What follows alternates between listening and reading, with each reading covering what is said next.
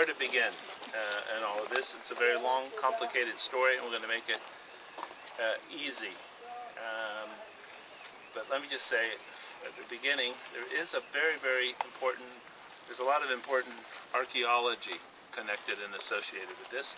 And I did ask someone to come along, and at the last moment, that person had to cancel. So I'm not going to even pretend to do the archaeology. Vernon, who comes to the congregation, could have handled it really well, but he's not here. We will see a couple of things, at least the ritual immersion baths and the so-called Essene Gate, at least. All right, but we're here for the cemetery because it is All Saints Day. And so how does this story begin? Okay, we'll begin it very briefly by saying, okay, many are the sins and the faults of the Anglican Church, okay, but not being mission-minded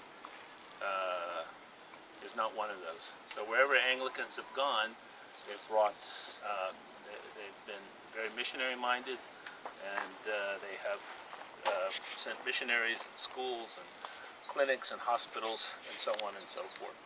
That is all the heritage, in a way, of the all of that starts.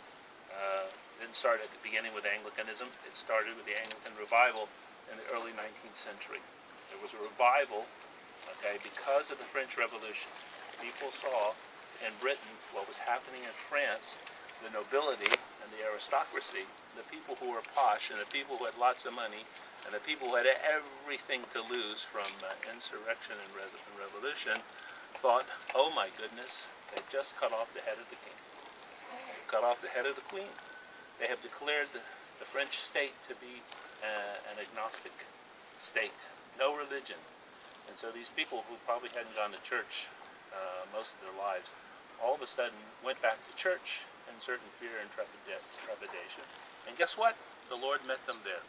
And there was a revival. And the revival started amongst people who were rich and famous, and who were members of parliament, who were lords and ladies. And it's kind of interesting that it did. And because these folks all believed that the events that happened in France were actually the sign of the end of the age. And they were basically, I don't know, won't go into all the definitions of this, but they were post-millennialist. They believed that the world had to get better and become more and more Christian, and when it did, Jesus would come back. Okay, they were very optimistic. They weren't pessimistic as we are today. And so they thought, oh my goodness, if Jesus is coming back soon, he has to come back to a world that knows the gospel. We better get busy. And these people with money and organizational skills and contacts and influence began to create one missionary society after another. Okay? They created the Bible Society. They created the Church Missionary Society. They created a missionary society for South Africa, and a missionary society for in the city of London, and a societies for India, et cetera, et cetera. And they also created CMJ out of this, or the London Jews Society, all because they're post-millennialists. They thought, or they believed, they understood that they, and this is classic post-millennialism, that you can speed up or slow down the coming of the Lord by the things that you do or don't do. So they sent missionaries, and they sent missionaries to this part of the world. And the first missionary shows up here in 1826. Okay, first Protestant missionary. His name is David, who? Who's the Mia Rishon? David Pileggi. No, David Pileggi. Been here a long time, but not that long. Abiel? John Nicolason. John Nicolason. He's the first prodigy. He's a Dane, okay, who works for the London Jews Society. He shows up here, okay, and a doctor actually comes out just a little bit before him. Remember the doctor's name? I know he died very soon, yeah. And guess what? When missionaries went out in the 19th century, especially to this country, sometimes literally and other times figuratively, they brought their caskets. The what? They brought their coffins. No. Aaron. Okay, they brought their caskets. Aaron. Okay, because they knew they were not coming back. Okay, that's the kind of life that people were prepared. People were prepared to sacrifice, and this cemetery is full of not only policemen and archaeologists and soldiers, but it's also full of missionaries and people who gave their lives But they really for the brought their Gospels. coffin with them, or just Sometimes. speaking? Now, sometimes it's figuratively speaking. They knew they would never come back, and there are stories of people going to India and other places, literally bringing their coffins and using it as a suitcase to pack their belongings.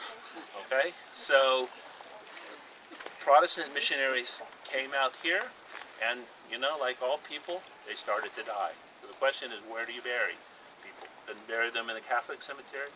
Couldn't bury them in a Greek Orthodox cemetery, and they started to bury them in the cemetery at Manila, okay, which is a Muslim cemetery. All right, that was the first Protestant cemetery here, but that didn't work out very well because when the Christians wanted to have services, the Muslims said, no, we'll say the prayers over the dead because our prayers are just as good as your prayers, and that didn't go down very well with a very small evangelical Protestant community.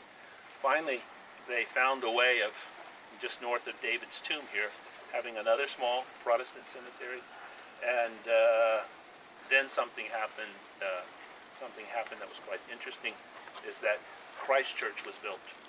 All right, so all of you know about the history of Christ Church, but most of you don't remember or may not remember that Christ Church was actually built to be a united Protestant church in the Holy Land, and they were going to Abiel. Who did we make a marriage with? The Anglicans married Lutheran. the Lutherans. Okay, and so this was a united, very odd animal. Okay, nothing has ever existed like this before in church history, and actually the British really, how shall we say, they really shanghaied the Germans in this. They got the Germans to pay for everything, okay, and the British they had total control. Okay, the German money, British power. Okay, very, very clever the way it all operated, and this diocese, okay, which at first it was sponsored by a kind of the chief sponsor was CMJ, or the London Jewish Society, united all the Protestant work in the country.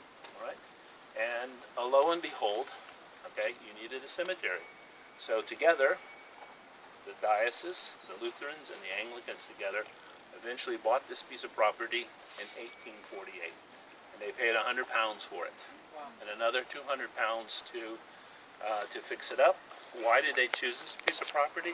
Because probably it was the most available, accessible piece of property closest to Christ Church. Okay?